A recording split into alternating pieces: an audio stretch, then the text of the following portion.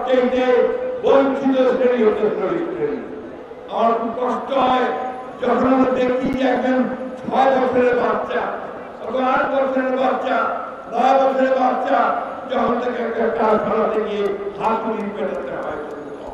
আমাদের একটা ছাত্র জনতার ভুট্টা হয়েছে, আমরা ফ্যাসিবাদের পতন ঘটিয়েছি, কিন্তু এখন পর্যন্ত আমরা গণতন্ত্রের উত্তরণ ঘটাতে পারি।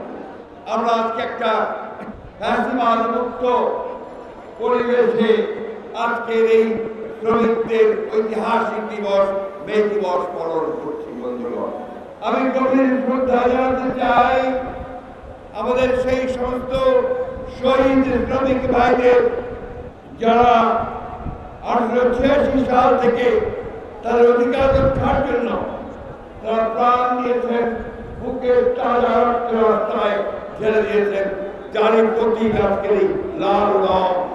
শ্রদ্ধা জানাতে চাই আমাদের সেই সমস্ত শ্রমিক ভাইদেরকে যারা এই 24 সালে ছাত্র জনতার অভ্যুত্থানের মধ্যে হাসিনার বিরুদ্ধে সংগ্রাম করতে গিয়ে তাদের বুকের তাজা রক্ত রাজপথে ফেলে দিয়েছে।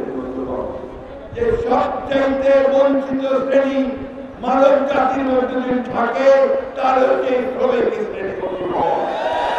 তারা মাথার গাম পায়ে ফেলে ফসল উৎপাদন করে, তার উৎপাদন করে কলকারখানায়, তারা ওটা সভ্যতাকে বাঁচিয়ে রাখে, অথচ তারাই তাদের ন্যায্য মজুরি পায় না। একই ঘটনা বাংলাদেশে।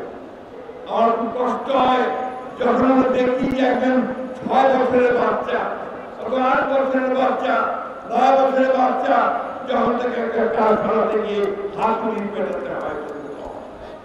এই সেই সমাজ যেখানে তার শিক্ষার অধিকারে, তার লেখাপড়া করার কথা, খেলাধুলা করার কথা, তখন তাকে জীবিকার জন্য, তার পরিবারকে রক্ষা করার জন্য তাকে তখন হাতুড়ি পেটাতে হয়, কারখানায় কাজ করতে হয়। বন্ধুগণ, আজকে সমগ্র বিশ্বে এই সবচেয়ে বঞ্চিত শ্রেণী হচ্ছে শ্রমিক শ্রেণী।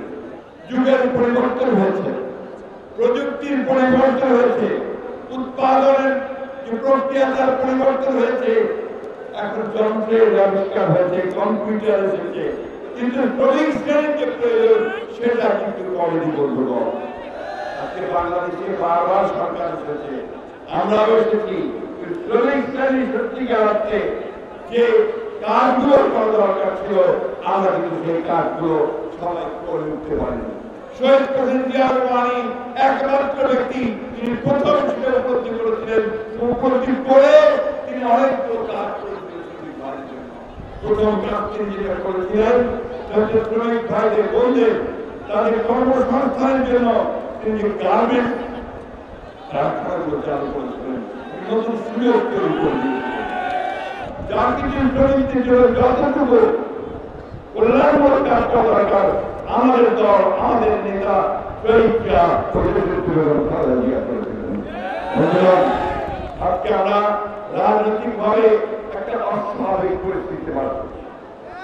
আমাদের একটা ছাত্র জনতার ভুট্টা হয়েছে, আমরা ফ্যাসিবাদের পতন ঘটিয়েছি, কিন্তু এখন পর্যন্ত আমরা গণতন্ত্রের উত্তরণ ঘটাতে পারি। এখন পর্যন্ত আমাদের যেটা আকাঙ্ক্ষা যে আমরা আমাদের জনগণের ভোটের মাধ্যমে আমরা একটা আমাদের সরকার গঠন করবো, পার্লামেন্ট গঠন করবো, সেটা কিন্তু আমরা এখনো গঠন করতে পারিনি। আমাদের নেতা, আমাদের সবচেয়ে খারাপ সময় যখন অমার্গের ফ্যাসিবাদ চেপে বসেছে করে, তখনই রাষ্ট্র পরিবর্তনের কথা চিন্তা করে, কাঠামো পরিবর্তনের কথা চিন্তা করে নেতৃত্ব দিয়েছিলেন।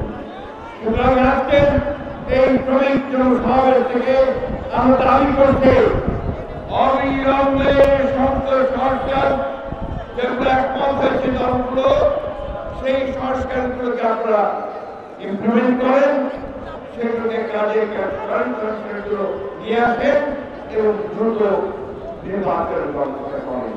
দয়া করে রাজনৈতিক দলগুলোকে ইগনোর করে, অবহেলা করে, জনগণকে অবহেলা করে এমন কোন চুক্তি করবেন না যে চুক্তি বাংলাদেশের স্বার্থের বিরুদ্ধে যাবে। আমি আমার শ্রমিক ভাইদের তাদেরকে আন্তরিক শুভেচ্ছা অভিনন্দন জানাচ্ছি এই দিবসে।